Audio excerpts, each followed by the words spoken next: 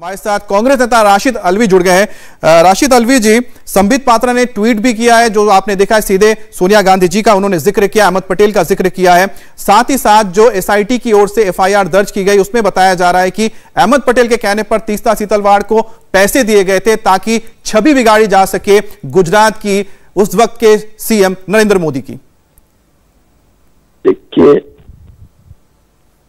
जो मीडिया की खबर है 30 लाख रुपए दिए गए थे दंगा पीड़ितों के लिए, जो मीडिया कह रहा था 30 लाख में छवि बिगाड़ी जा सकती है, सरकार को डिस्टेबलाइज किया जा सकता है।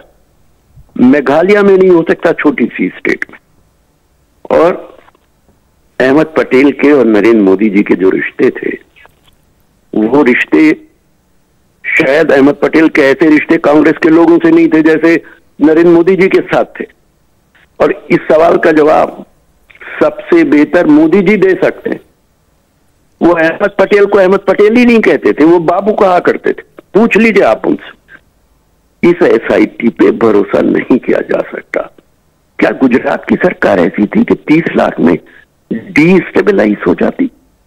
और मैं एक बात पूछना चाहता हूं, सारा मीडिया कह रहा है गुजरात की सरकार को अहमद पटेल डिस्टेबलाइज करना चाहते थे।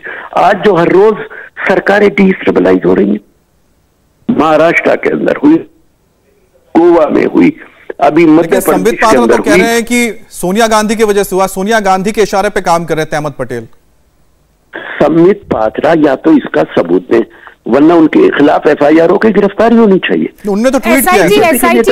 एसआईटी को आधार मान रहे हैं राशिद जी। वो उनकी तरफ से तो ये भी कहा गया है, क्योंकि मुलाकातों का जिक्र हुआ और जो तीस्ता सीतलवाड़ के एक सहयोगी ने बयान दर्ज कराए हैं, उसमें उन्होंने तीस्ता सीतलवाड़ और सोनिया गांधी की मुलाकात, तीस्ता सीतलवाड़ और अहमद पटेल की मुलाकातों का भी जिक्र किया है। उन जो पैसों की लेन देन हुई उसका भी जिक्र किया है, उसे आधार मान रहे हैं। देखिए, एक तो मैं कहूंगा कि तीस्ता को आप गिरफ्तार कर लीजिए, फांसी दे दीजिए, आपकी सरकार। लेकिन तीस्ता की ये औकात थी। मैं माने लेता हूं कि मीटिंग हुई होगी, मैं ये भी माने लेता हूं कि 30 लाख रुपए दिए होंगे दंगे पीड़ितों के लिए। लेकिन आप मुझे बताइए, तीस्ता की ये औकात थी कि मोदी के खिलाफ वहां पे सरकार को गिरा दे या वहां पे सरकार को बदनाम कर दे? ये संभव है? अगर किसी भी आदमी में थोड़ी सी विजडम है तो वो ये समझेगा कि ये बेसलेस है, ये झूठ है। ये कैसे संभव है? अहमद पटेल के और मोदी जी के जो रिश्ते थे, वो मुझसे ज्यादा बेहतर नरेंद्र मोदी जी जानते। नरेंद्र मोदी जी कभी नहीं कहेंगे इस सब बात को। और एसआईटी की रिपोर्ट, ये तो इस पे ट्रस्ट नहीं किया जा सकता है। एसआईटी ने तो सारे लोगों को क्लीन चिट दे दी है उस वक्त दंगों की। अगर सबको क्लीन चिट दे दी तो भाई वो दंगा हुआ कैसे था? कौन गुनाहगार था? एसआईटी का काम क्लीन चिट देना नहीं है, एसआईटी का काम गुनाहगार को गिरफ्तार करना है। लेकिन राशिद जी, किया, कौन गुनाहगार था?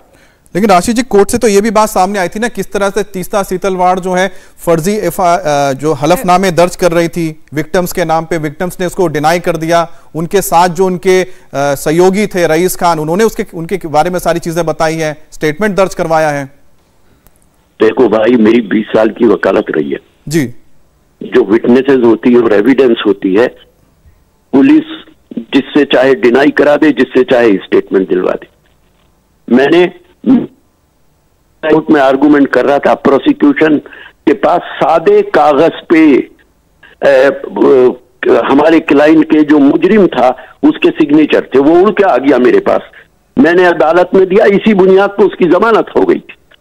पुलिस तो जो चाहे कर सकती है मेरे भाई, और अदालत तो वो फैसला करेगी जो प्रोसिक्यूशन डॉक्यूमेंट अदालत के सामने रखने का। अदालत का कसूर नहीं है, ये तो जिम्मेदारी पुलिस की है और प्रोसिक्यूशन की है कि वो सही केस अदालत के सामने रखे। इसलिए इन सब चीजों पे भरोसा नहीं किया जा सकता। अहमद पटेल बहुत सही सच्चे आदमी थे, वो ऐसा काम कभी नहीं कर सकते।